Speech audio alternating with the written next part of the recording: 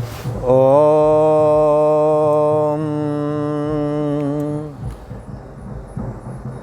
श्री योग वासिष्ठ के स्थिति प्रकरण में श्री वशिष्ठ जी महाराज बोले, हे राम जी, जैसे मेघ घटा के दूर होने से चंद्रमा प्रकाशित होता है, आकाश में बादल छा गए तो चंद्रमा का उजाला ख़त्म हो जाता है, क्योंकि चंद्रमा के सम्मुख बादल आ जाता है।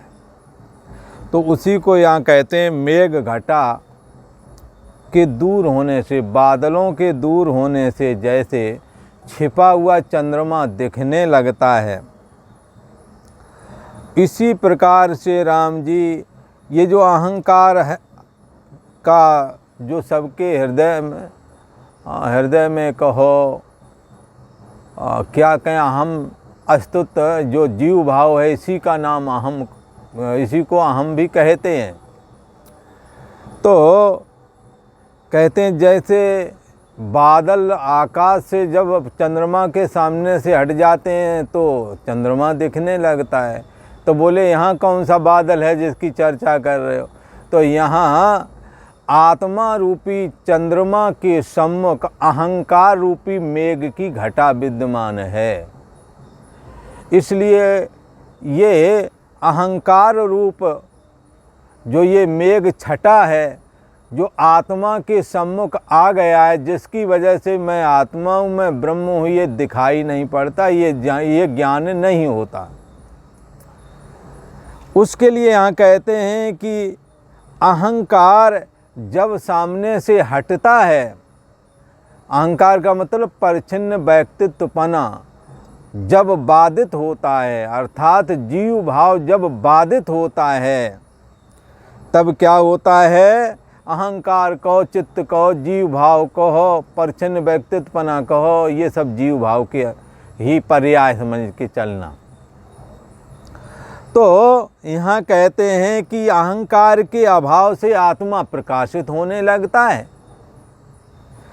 हे राम जी, जब तुम इन निश्चयों में से, बोले इन निश्चयों में से कोई निश्चय धारण करोगे। किसी ने पूछा कौन से निश्चय की बात कर रहे हो महाराज? तो अभी पूर्व के एपिसोड में आपने सुना होगा, श्री वशिष्ठ जी महाराज ने कहा था, हे राम जी, आत्मा की उपलब्धि के लिए, परमात्मा की उपलब्धि के लिए जो कि सबके हृदय देश में विद्यमान है, जिसकी चर्चा उपनिषद करता है, त्वं तोपनिषदम पुरुषम प्रक्षामि, उपनिषद में वर्णित परमात्मा के विषय में मैं तुमसे पूछता हूँ। ऐसा जो परमात्मा जो कि उपनिषद में वर्णित है, वो सबके हृदय देश में विद्यमान है, सबके घट घट की जाने, सबके घट घट की जाने, भले बुरे की पीछ बने, घट घट के पट पट की जाने, और भले बुरे की पीर पिछाने, ऐसा करके आता है। ऐसा जो परमात्मा अंदर बैठा है, उसको यदि जानना है तो कैसे जाने? तो उसके लिए कहा 3 साधनाएं बताई, विधि और निषेध। या तो ऐसा देखो सर्व मैं हूँ, किसी का सर्व मैं हूँ कैसे देखें? 3 प्रकार की साधनाएं है ना।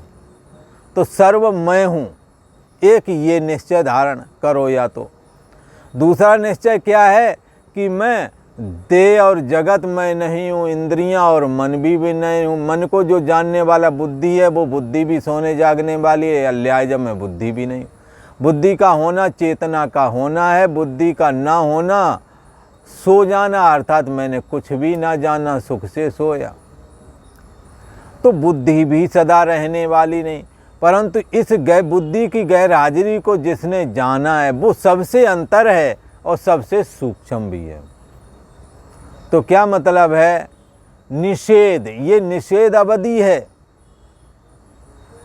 क्या कि जगत मैं नहीं हूँ, शरीर जगत मैं नहीं हूँ, मन इंद्रिया मैं नहीं हूँ, बुद्धि भी नहीं। बुद्धि को जो जान रहा है, यो बुद्धि परतस्तुषा, जो बुद्धि को जान रहा है वो मैं हूँ, ये निषेध अवधि वाला उपदेश है।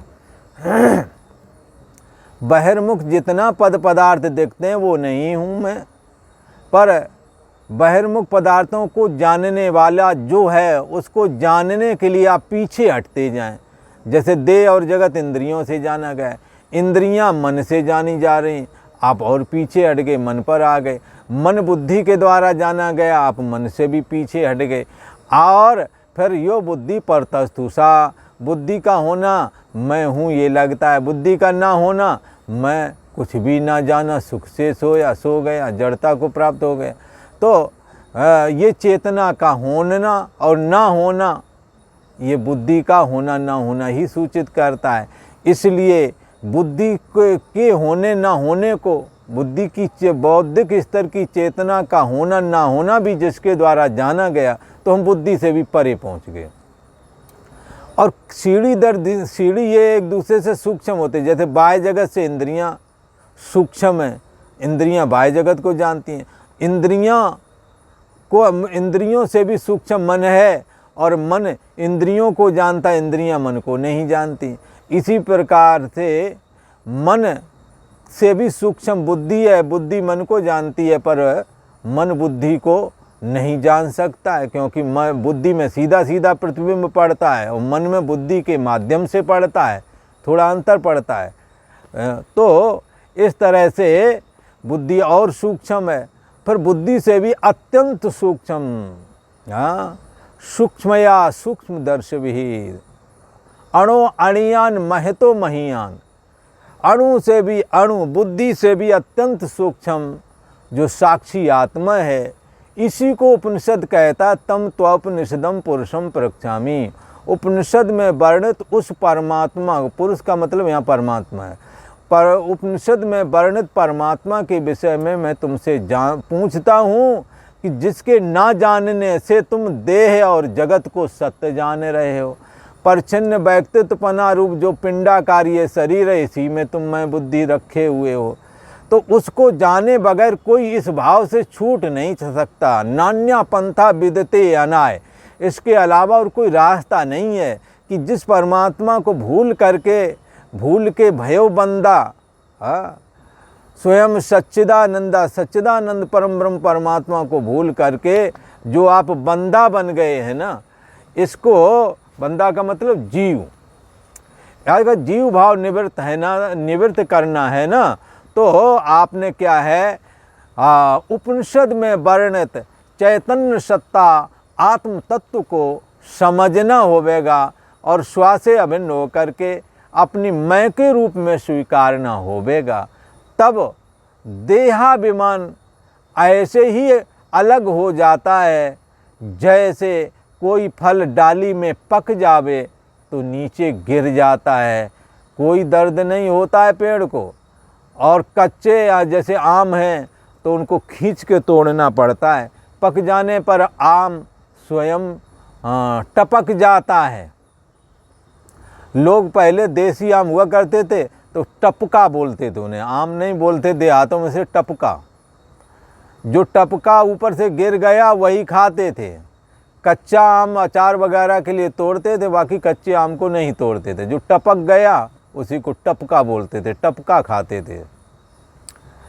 ऐसे जीव भाव भी जब चैतन्य सत्ता आत्म तत्व को जान जाता है और उसको जानने का क्या है, कैसा उसका अनुभव होता है, उसे लगता है देह मन बुद्धि को जो मैं मान रहा था ये मैं है ही नहीं, असली मैं तो वही चैतन्य सत्ता है, उसी से बुद्धि मन इंद्रिय आदि सक्रिय होते हैं।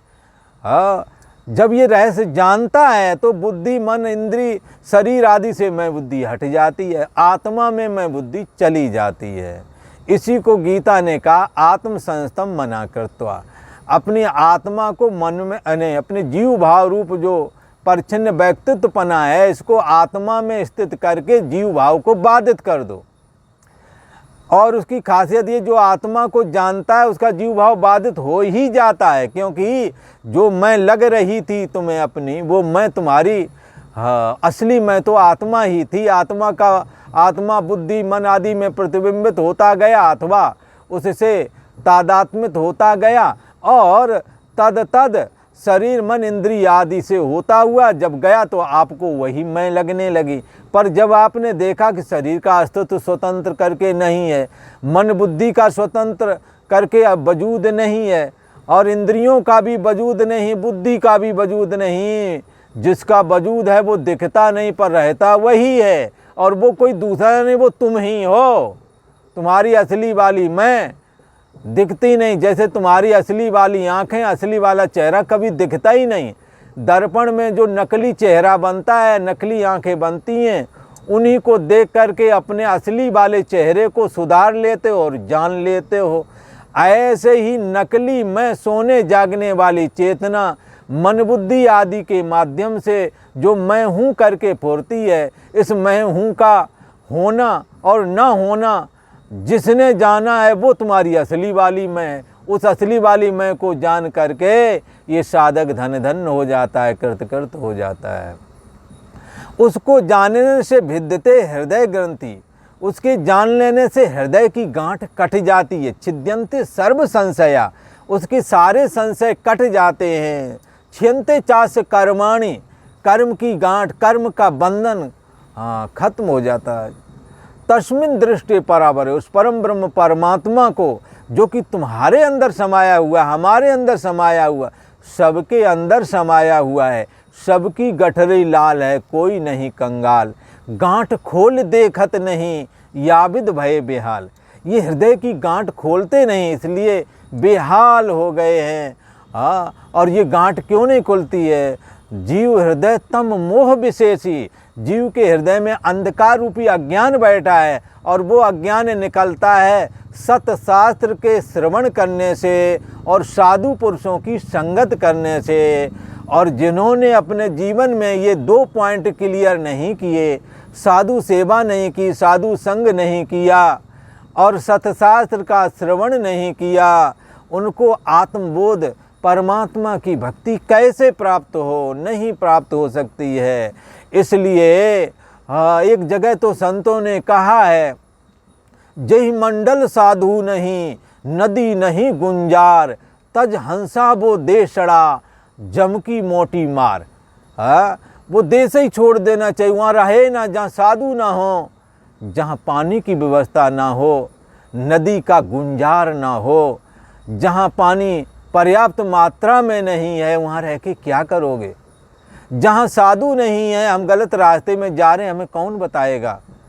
सभी घर गृहस्थी का जीवन जी रहे हैं कि घर गृहस्थी के जीवन से अलग भी कोई जीवन है, ऐसा बताने वाला कोई घर गृहस्थी जिन्होंने कभी इस्तेमाल नहीं किया, ऐसा कोई साधु ब्रह्मचर्य संपन्न शास्त्र विद्या को जानने हारा साधु होना चाहिए, जो आपको एक बार ये भी बताए कि होय न विषय विराग, भवन बसत भा चौथफन।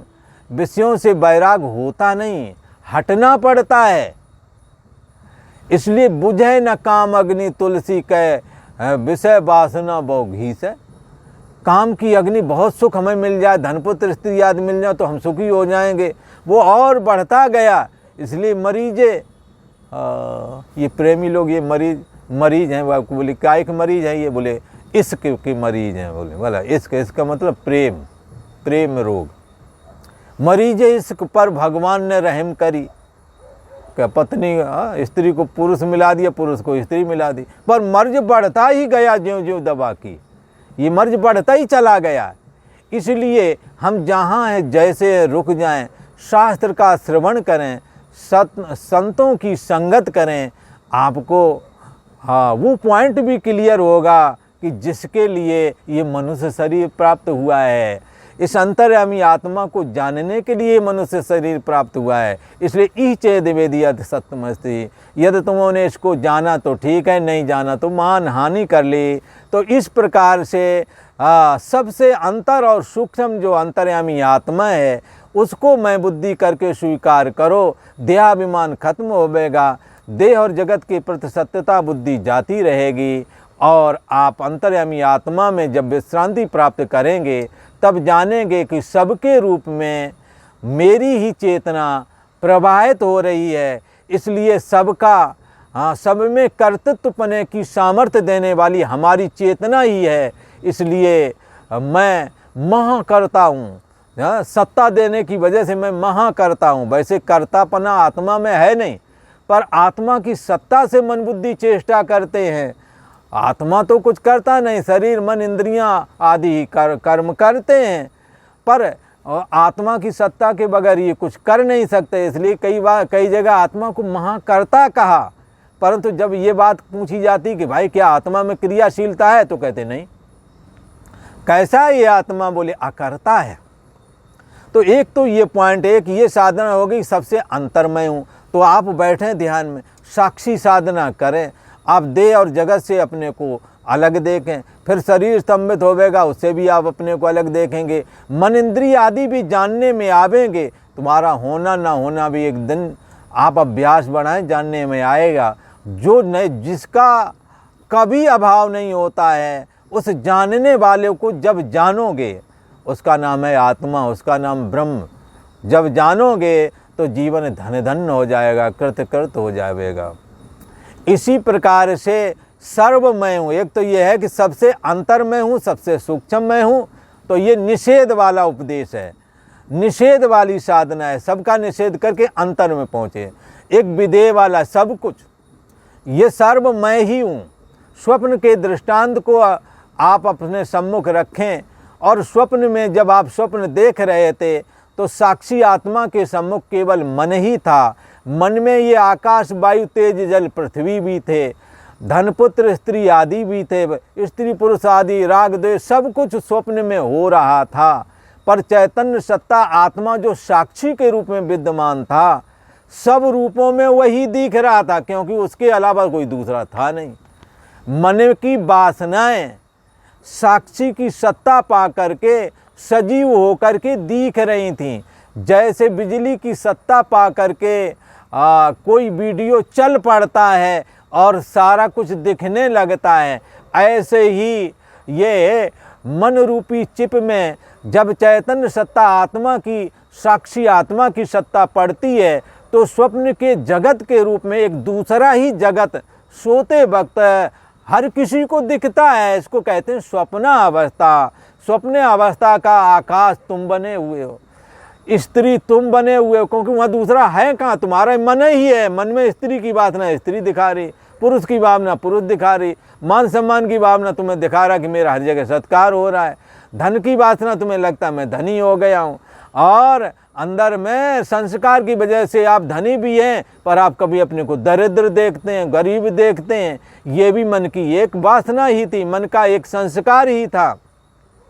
कई बार राजा भिखारी हो जाता है, भिखारी राजा हो जाता है। स्वप्न में ये विपरीत दशा भी मन में संस्कार के रूप में विद्यमान थी, साक्षी की सत्ता पाकर ये भी दिख गया। तो क्या है कि सर्व तुम ही थे, मन सब बना हुआ था, मन में सत्ता तुम्हारी थी, तुम्हारे अलावा मन तुम्हारे से अलग होकर वजूद नहीं रखता है। इसलिए एक तो विधेय उपदेश हो गया, सर्व मैं हूँ, या तो ऐसा धारण कर लो।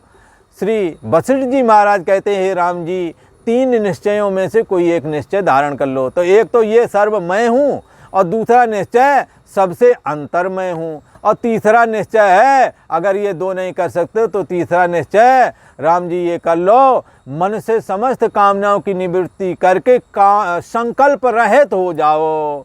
जब साधन भजन के लिए, जब साधना करें, ध्यान के लिए बैठें, तो मन में किसी प्रकार का संकल्प ना उठने दें।